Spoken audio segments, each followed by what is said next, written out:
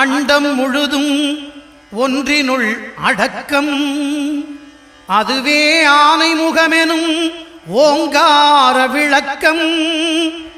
சுழலும் கோள்கள் அவன் சொல் கேட்கும். அவனை தொழுதால் போதும் நல்லதே நடக்கும்.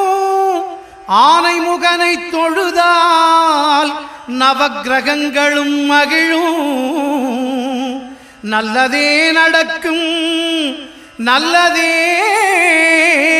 நடக்கும்.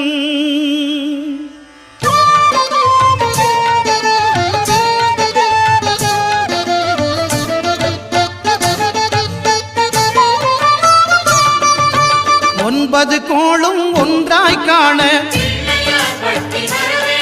அங்கு கற்பகம் என்னும் கடவுளின் மெய்யில் ஒன்பது கோளும் ஒன்றாய் காண